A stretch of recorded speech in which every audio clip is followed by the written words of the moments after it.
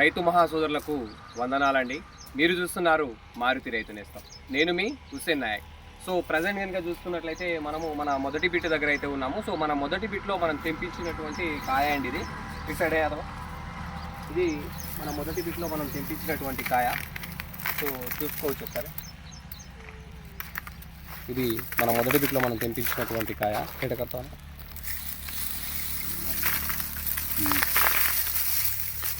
So వాయుతేజ 9 అనేటువంటి variety అండి ఇది. సో ఇది మనం వేస్తున్నది వాయుతేజ 9 అనేటువంటి వెరైటీ.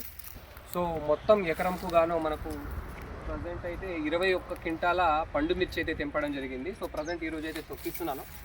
నా అంచనా అయితే ఒక 8 క్వింటాల వరకు వెళ్ళాలని, 7 నుంచి పైబడే 8 దాకా వెళ్ళాలని నా అంచనా. సో ఇంకా చూసుకున్నట్లయితే తోటలో మనకు 12 నుంచి 13 క్వింటాల మధ్య మళ్ళీ రెండో కాపులో వస్తుంది. దాని తర్వాత మళ్ళీ ఒక 5-6 క్వింటాల పైబడే ఉండేటువంటి అవకాశం అయితే ఉంటుందండి. సో చూసుకున్నట్లయితే మనం వాయుతేజ మొదటి నుంచి వేసినప్పటి నుంచి ఇప్పటి వరకు కూడా చాలా చక్కగా వచ్చింది. ఎక్కడ కూడా ఎటువంటి ఇబ్బంది లేకుండా వచ్చింది. నారు పెట్టిన తర్వాత మళ్ళీ మనం ప్రధాన పంటలు వేసుకున్నప్పుడు కూడా అద్భుతంగా రావడం జరిగింది. దాని తర్వాత ఎదుగుదల చూసుకున్న చాలా అద్భుతంగా రావడం జరిగింది.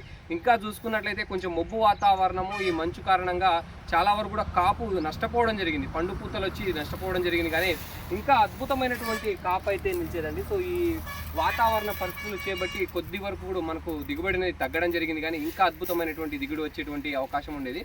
సో మొత్తానికైతే ఈ వెరైటీ అయితే వాయుతేజ 9 అనేటువంటి వెరైటీ అండి. సో బ్రహ్మాండంగా ఉంది. ఖచ్చితంగా రైతులైతే వాడుకోదగ్గగా ఉంది. నాకైతే ఇప్పటి వరకు అయితే ఎటువంటి ఇబ్బంది రాలేదు. ముడతని కానీ, నల్లిని కానీ, వైరస్ని కానీ తట్టుకొని అద్భుతంగా నిలబడిందండి.